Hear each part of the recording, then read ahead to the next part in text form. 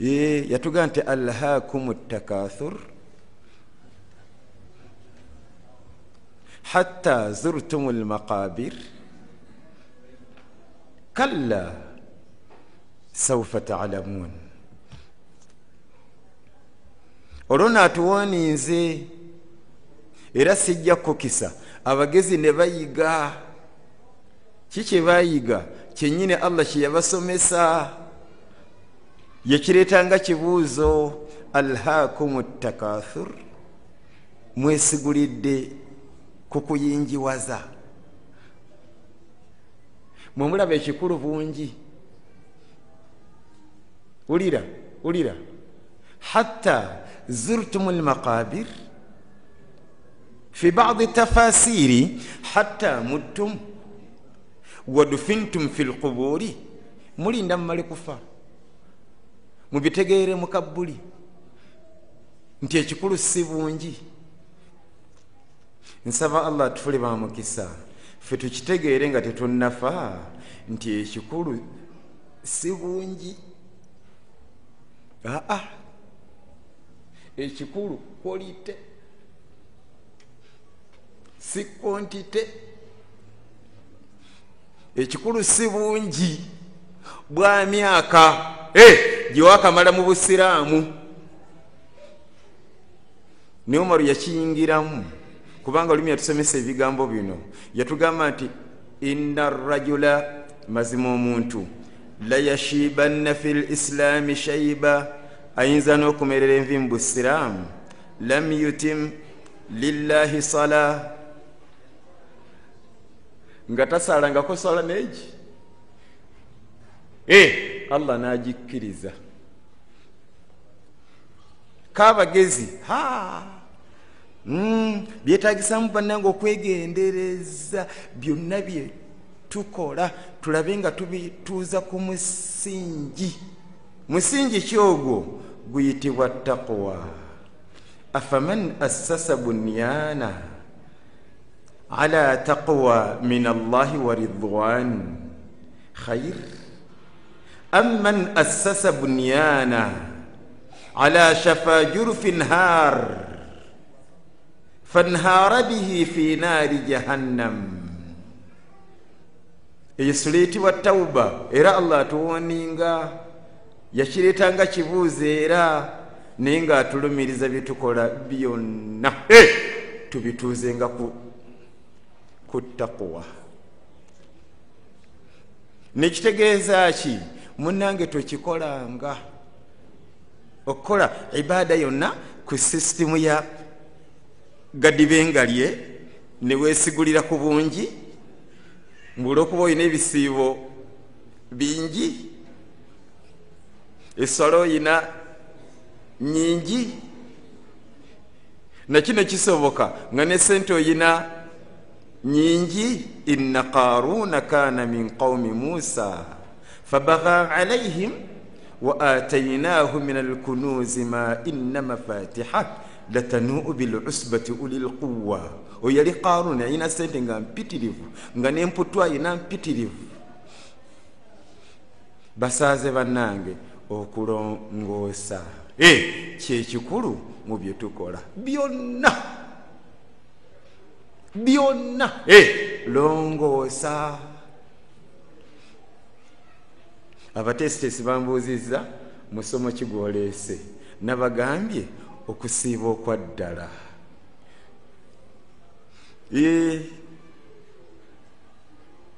Kyemmanyi bano abakwata emisomo balabye nga avudde ku mulamwa ndi awo wennyini wendi bw'oba wakanawulira bino nga tonnafa. Nsooke kuwa byani ono munene ayitibwa Ibn Hazm. Bw'oba osomako mu bitabo osomako mu kitabo ekiyitibwa Al-Muhalla.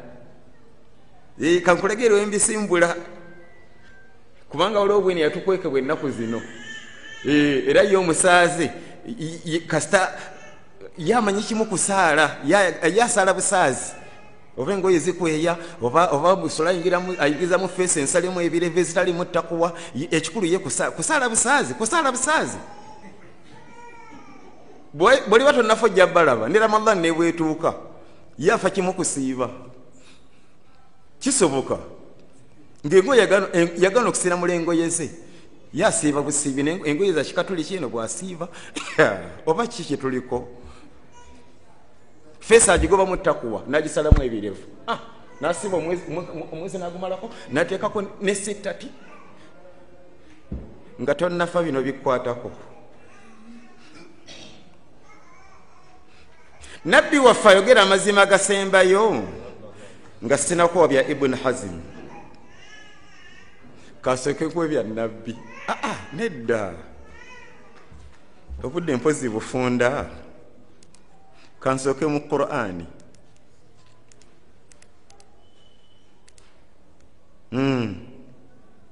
Essura etibwa Muhammadu aya 3 nanyini nsayi nabi yasomesa nga biraga nti kyokola kifu tokiddangamu toddangamu kwatagana akani n'ogayingiza mu ibaada yo mpazi nga toyagala jjana yigo bwokola ogenda kola hijja oyagala bakuyite haji gwe kyoyagala gwe ne bwokalakata twala efeesi nsalimu ebirevu agapala agakweya bw'okomawo wano nga bakuyita haji kiba kiwedde naye wobanga ejjana gy'oyagala ekyo no ani akigobye Allah. Sura ki Muhammadu aya yakomeka aya 3 Tauba weeri lwaki wenemeza kaga nakalina akanyago hatta zurtumul maqabir oyagala bitegeera mu kabbuli nogakwata nogayingiza ni musala nogatwala buhijja nogayingiza mu kisiibo uli ya Qur'an يا أيها الذين آمنوا أطيعوا الله وأطيعوا الرسول ولا تبطلوا أعمالكم عبادة زمwe temuziyingizamu ebikolwa ebirabikiramu okujemera Allah n'omubaka we ng'okusala ebirevu ng'okweyesa engoye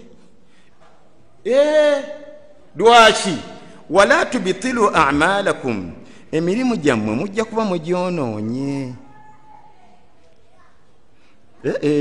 kakati eno ayo gitegeera nga ne bw'omanyi abasomesa tulina okwegendereza ennyo tuyogeza Allah by'ataayogera bw'oba otya omuliro naye kye nakoze naye nga kandeeta tafsiri era mu mizikiti gye nsomeseza eyo mu kibuga nabagamba eno aya nja kuyita tafasiri ezisukka mu 7 kati okusinziira ku budde kambayoko tafsiri emu tafsiri al-Qurtubi kati gyemba tutemu Imamu al-Qurtubi mu kuvunula aya eno yatuyamba n'aleeta abamanyi abanene kubanga yaleeteramu ne Muqatil ibn Sulaiman.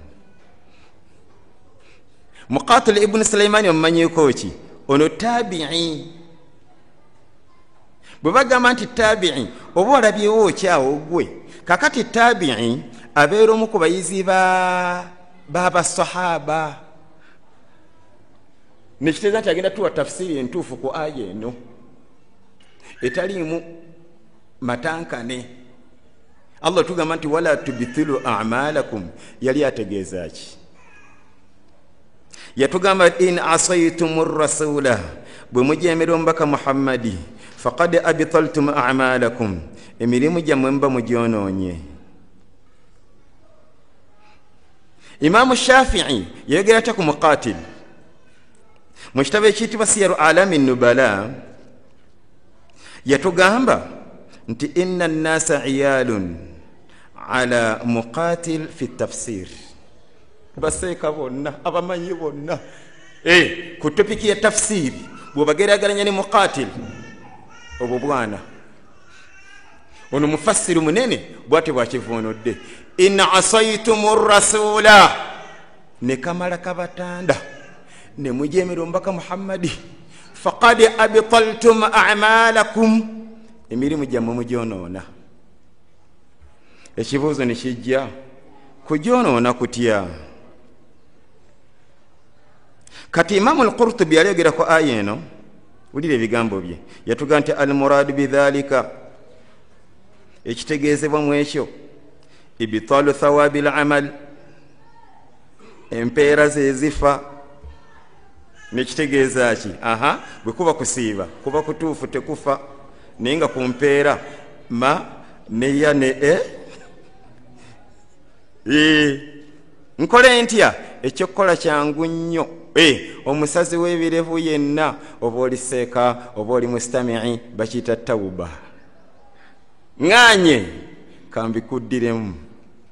Almuraadu bidhalik, ekitegeezebwa mu kuba nti emirimu ogyonoonye gino gyoyingizaamu aganaakani n'akani ago nga gakusala birevu gakweyesa ngoye, ibitaalu thawabil amal, empeera z'oba oyonoonye.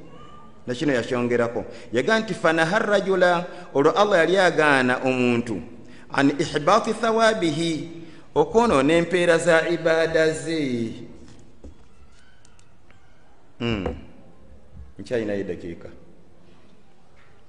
ezirabika nga zijjamu ekigambo kino. Ekale barakallahu fikum. Eyo ayo girabye kyamukisa mulungi nkulagiridde weesula. Nekitegeeza ki? Awakana naye akolebwa atyo. Bwaleeta aya aleeta tafsiri.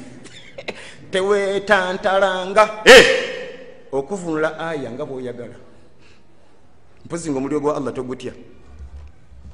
Imamu Ibn Taymiyyah yakyogerako atya, yatugaa nti man fassara al-Qur'ana, gwe katanda anagivunula Qur'an aw al-haditha oba hadith wa ta'awwalahu ala tafsiri ghayri al-ma'ruf 'an as-sahaba, njaketaga n'amala agivunula ku nzivunula eyawukana ku ntegeera y'abasahaba wa tabi'in ne batabi'in, faqad iftara ala Allahi kadhiba, aba atemeredde Allah, aba ayegeza Allah byatayogera.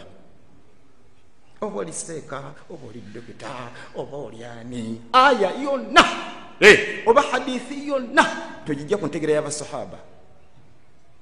Yensonga lwaki nze ndi mugumu bwe mba mbawadde gamba bya muqatili, kubanga muqatil y'omu ku bayizi b'abasahaba. Nekitegeeza tafsiri negisoma ku basahaba, ate basahaba bagisomako gwe bayita kuliimu oyo oteekaganaka ni mu ibaada yo. Hijja efa tefa, naye empeera empeera mye esala efa nga njitaddemu agapala gakweyo oba feesi ensalemu ebirevu. Oba ono Ibn Abbas ate ne sahabiyo, bw'osoma ku bitabo biri mu kitabo ekiyitibwa kya Ibn Rajab al-Hanbali, nkyerabiddemu. Naye nga yatugamba bwati ku nsonga eyo, yatugamba nti inna Allaha, mazima Allah, la yaqbalu, takkiriza salata mri'i, essala y'omuntu fi jawfihi haram, nga mu lubuto lwe mulimu haram.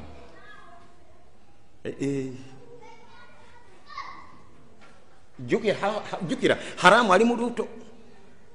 Katugeze omusazi yalidde embizzi eririddawa mu lubuto terinaagirabako. Ate butya haramu onalabikako ono feesi nogisalamu ebirevu nebanga eyaba Peter nojingiza mu sala nojingiza mu kusiiba. Banne tujja omwejo mu ddiini. Tawuba weeri, okusala ebirevu si bulema, okwesa si bulema. Tawuba weeri, tawuba weeri. Kati Ibn Abbas ebyo bifunye. Kati ate olira nsaba Allah tuwe ekyengera ky'okuzuuka nga tonnafa. Bannange ekikulu si bungi bwa swala zewakasaala, ekikulu si bungi bwa bisibo byewakasiiba, ekikulu si bulungi bwa hijja zewakakola, wabula oyingiza mwaga nankani olukusa walujjawa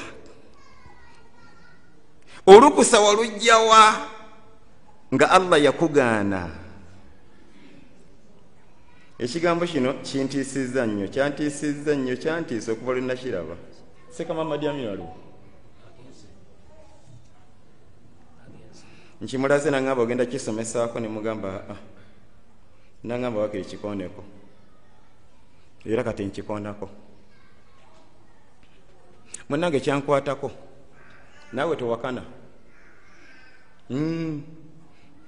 naddala oli musazi wa birevu ku mulembe guno gulimu okugeta bwino babikirira ssebo kati basiisiriza bakavulugira oli mukweyesa wulira bwino nga tonnafa.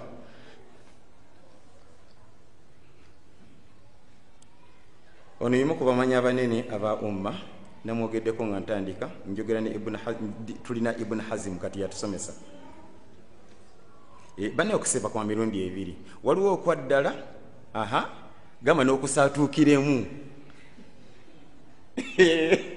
inna allaha tayyibun allah mulungi la yaqbalu illa tayyiba takkiriza okujjako ebirungi gwe saatuuka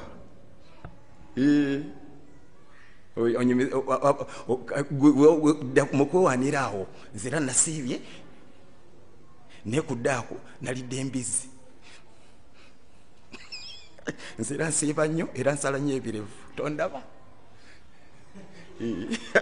nkweyesa n'engoye wadde ombaka yagamba nti inna allaha la yuhibu almusbilin allah tayagala bamukweyesa nenze zange nsiiba mukweyesa ge gakyago. Inna allaha tayyibun allah mulungi la yaqbalu illa tayyiba takkiriza okujjako ebirungi. Hadithi eri Muslim era gyeraga yongera kakasa ekyo titoyingizaganankani mu ibada yo kubanga thumma dhakara rajula ombaka yogera ku muddu atala safara akhbara ash'atha yamuddu yadayhi ila sama kati ebinanga byamwogerako nga biraga nti ibada ye neyokusaba erikkiriya allah agenda kumwanukula netaabu yavaawa famakaluhu haram nga ate byalya nga byalya bya haramu. Osanga omusaaze nga yalemera mu nnyimbe alyayo n'emmere n'agisa mu lubuto lwe ye alya haramu ne bazina najjasaala mu lubuto mulimu haramu. Bannange tawuba byembalumiriza byonna bivaamu amakulu nti tawuba watubu ila llahi jamian ayuha almuminuna laallakum tuflihun. Olwo allah emputwa gigobye bati tawuba wulira wamalbasuhu haram omuddu yali ambadde haramu awo toyingiddeewo mukweyesa ne bwobaseeka naye wulira etaabu weva ombaka yaga nti fa anna yustajabu lah kati allah namwanukula atya. Oyagala essala allah agikiriza olukkiriza olujjuvu akkirize nti osadde takyakubanja sala akuwemu n'empeera toyingizangamu aganankani ate bwenyingizamu aganankani kati aganankani gano bwabanga si shiriki essala yeba ntuufu naye empeera empeera ozigobyemu ani abisomesezza Imamu al-Qurtubi empeera ozigobye ate essala ntuufu nga sibiwulirangako kati obiwulidde ate hijja bwenyiteekamu aganankani bwebanga si shiriki bwaba shiriki hijja nfu bweba shiriki essala nfu bweba shiriki ekizibu kifu bwebanga si shiriki nga gano gakukwesa gano gakulya haramu gano gakusala birevu hijjayo ntuufu wabula ku mpeera. Somako mu surati Muhammad aya 3 genda ku tafsiri al-Qurtubi vaku biwakula owulira nibiwakula olaba wenonyeze bwino ye laba wole tafasiri ez'Oluganda kati n'ez'Oluzungu genda ku musuli no laba onodde ekikola kale ekyo kiyinza okubanga kipya okyekunyonyolamu akatini bubaga nti essala ntuufu naye allah tagikkiriza kiba kitegeeza kino Imamu Qurtubi kyatugambye nti empeera zezifa mba nfunyemu ki bakiyita igiza oba wetikudde amakulu allah takubanja swala eyo era omusazi w'ebirevu omusiibi omusazi w'ebirevu ekisibo kyo kituufu wabula okigobyemu empeera baidhaati ganakani ago gooteekamu allah gatayagalamu nga jobera tawuba teriiwo omusiibi mukweyesa okusiiba ku kutuufu wabula empeera ani abisomesa Imamu al-Qurtubi n'abamanya abalala bangi lwakubudde tebunzikiriza kale kankuwena Imamu Ibn Taymiya Sheikhul Islam bw'osoma ku bitabo osomako mu kitabo ekiyitibwa Majmu' al-Fatawa yateekamu qaida eno yagamba nti al-ijzaa'u ekyokwetikkula noba nga Allah takyakubanja swala eyo oba kisiiba ekyo oba hijja eyo yajitami'ani yaga nti wal ithaba n'okufuna empeera yajitami'ani wa yaftariqani olumu byegatta olumu ofunako kimu kisoboka n'ofunako kimu nga Allah takyakubanja hijja yo ogimaze tiki mubatakolanga hijja Allah akusanguddemu wabula ku mpeera bw'oba wakozesa sente za haramu oba nga mu hijja watwalayo omwenge oba sigala oba feesi ensalemu ebirevu oba engoye ezikweya ebyo tebitta hijja wabula bizijjamu empeera okujjako ngaotugamba nti wategeera nnyo eddiini eno okusinga Imamu al-Qurtubi ne Sheikh al-Islam Ibn Taymiyyah. Kale bibambireke wulira ono Ibn Hazm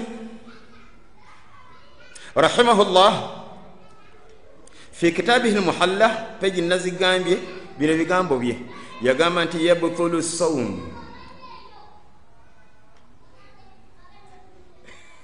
sekabas nkulaba wadde sikulaba mutima naye otidde kubanga nange ntidde lwakwekazakaza naye omanyi kyengenda okukola bona bonna batidde buli amanyi Oluwarabu kyengenda okukola ngenda bisoma nga bwe biri seeka sigenda kusharaha sekabas jangu itwanguye omulimu guno kwapinze okulema okutegerekeka ng'omusaaza aga nti Kaluma yabyogera naye kati seeka kasome nga nzivunula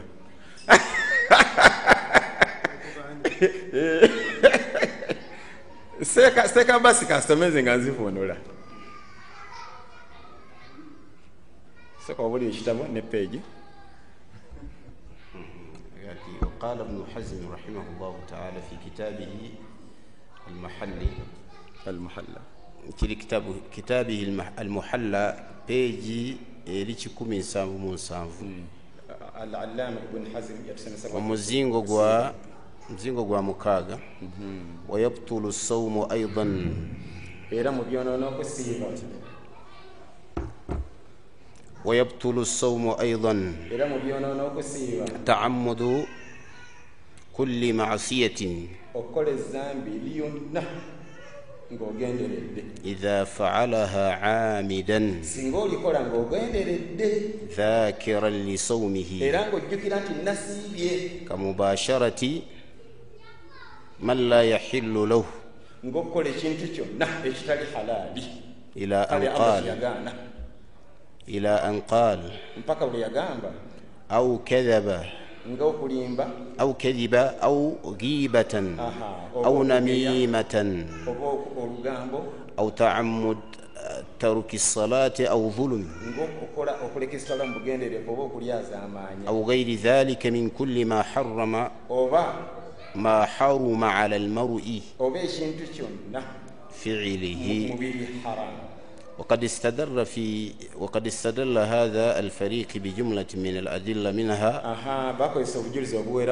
ما أخرجه فتوى ابن عباس أنس بن عباس أنس بن مالك وقال أنس بن مالك رضي الله تعالى عنه إذا اغتاب الصائم أفطر kankifulinga bwe kiri bane toyingizanga ganaka ni mukusiba kwo okusinzira ku bujulizi bakuga kulolaba kati ibn Anas ibn Malik yatugamba omuntu bwageya nga yasibi aftara kinkalubira okuvunula ne kasita sibyange والحديث رواه ابن عاصم في الزهد حديث ناجيجuliza abamanyi bagifulumya kale barakallahu ebya doctor tubireke assalamu alaykum wa rahmatullahi wa barakatuh kale katusteka basi nzikiza kino kiba kisembayo kale onani Abu Nu'aym yatugamba la yusibu ar-rajul haqiqata at-taqwa omuddu taba na taqwa nzijuvu eyaddala Allah jagabirako empeera enzijuvu akkiriza okusiiba ku n'empeera akuwe eswala agikirize n'empeera akuwe hijja agikirize n'empeera akuwe hatta mpaka yahila bainahu wa baina alharami hajizan paka nga wakati we ne haramu ataddewo ejjiji wa hatta yadaa kale. Assalamu alaikum wa rahmatullahi wa barakatuh. Wa alaikum assalam wa rahmatullahi